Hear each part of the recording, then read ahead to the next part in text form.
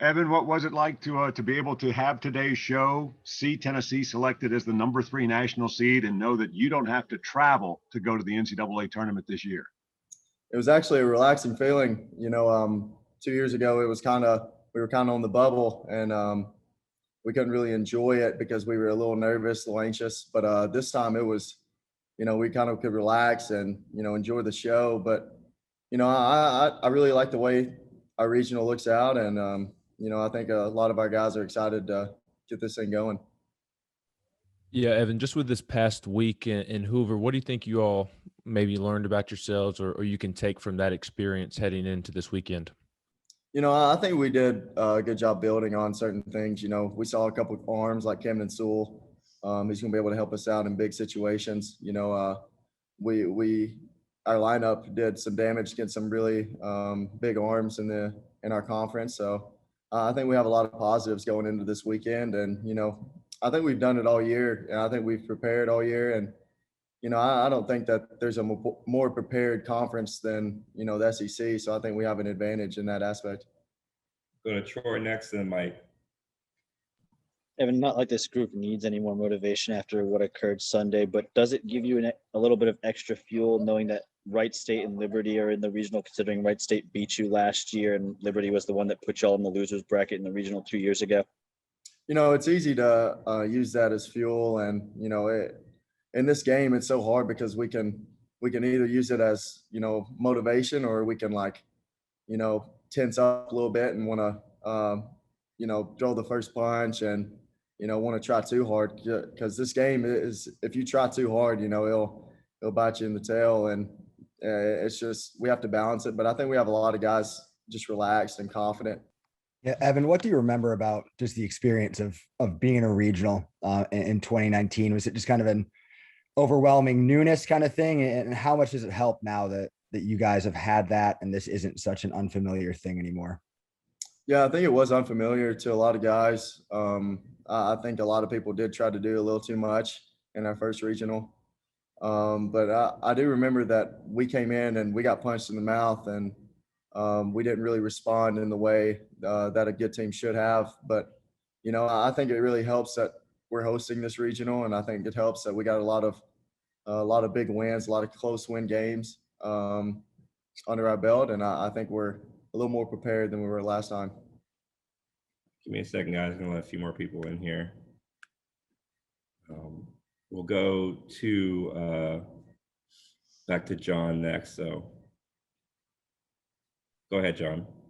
All right, Evan, it's been really cool to see some of your teammates reach milestones. Pete becomes the all-time leader in games played at the University of Tennessee. Sean Hunley yesterday becomes just the third ever to make 30 appearances in a single season. What's it like that guys that you've been step for step with in your experience in Tennessee are now right at or near the top of some records? We got a lot of veterans on this team that are finally getting recognition that they deserve. Pete Durkee, he's grinded as much as anyone on this team. For some reason, that dude always finds a way to get in the lineup and produce. And Sean Hunley, hats off to him. He's probably got a rubber arm by this point. But we expect him to be ready for any game. He wants the ball, and I'm assuming that we're going to have a lot more outings with Sean Hunley on the mound. So he should just be ready to set some more records. All right, go to Ben next, and then Mike. Yeah, Evan, I wanted to ask you two questions about the lineup. With the lineup, how easy is it for you, or maybe not easy, but how much better is it when Pav and Luke and Pete are hitting the way that they did this past week? What does that do for the top of the lineup? It can make Liam, Ferg, and Rucker, them three, it can make them relax a little bit, because there have been games where they've had to produce and, do most of the damage for us to succeed. But, having a dangerous bottom of the lineup, middle, it can help. It can make an entire pitching staff for an opposing team. It can make them pretty frustrated.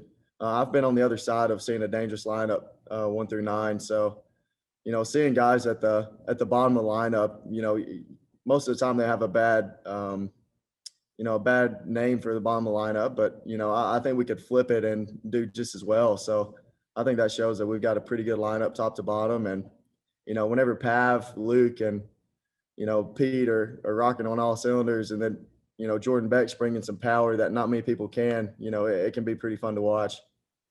And then I wanted to ask you about Kyle Booker, the kid's 2 for 3 off of Kevin Kopps as a true freshman. Just what do you think allows him to be able to go in there in those moments and be able to have success against a guy who may win National Pitcher of the Year?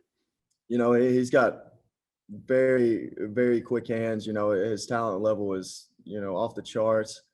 I think him going in there and being able to be relaxed and stay composed, I think that was the key for him having success off that guy. The matchup's also good. We kind of like lefties against him. It kind of works in their favor.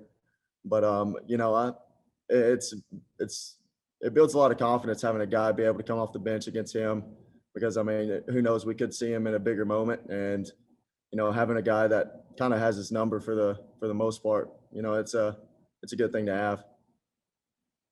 We'll take 2 more for Evan. We'll go to Troy and then Mike. Or Mike, sorry, you're next, and then Troy. Come on, Sean. Evan could do this better than you, just like he's going to do media better than Tony. Yes. What was it like, I guess, getting back to Lindsey Nelson yesterday, seeing kind of all those extra bleachers set up, and just kind of, I guess, that feeling that things are ramping up toward a home regional this time around? There's no place like home. It is pretty exciting that we get to bring the regional to Knoxville. Being able to go to Hoover and seeing all those fans come out and support us, it is exciting, and it means a lot for this team, for to Tony, to the entire coaching staff. It means a lot to have that many people come out and support us, and we can expect a lot more this weekend in the regional. So I think we're excited, and playing in front of this packed house, it's probably nothing better, to be honest. But I think we're all excited to get out there and see the fans, see the orange and white, and give them a good show. Yeah, you mentioned that as somebody who grew up watching this program, loving this program, and then joining this program, and it was kind of down. Did you ever envision that here in your senior year to be hosting a regional?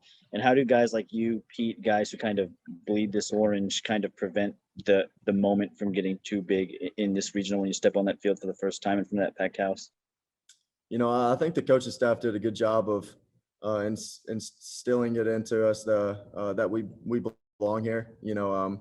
They helped us, have a mentality of believing in ourselves, and nobody's shocked for what we've done this season. And I think we have a lot of confidence going into it, and we've competed against the best.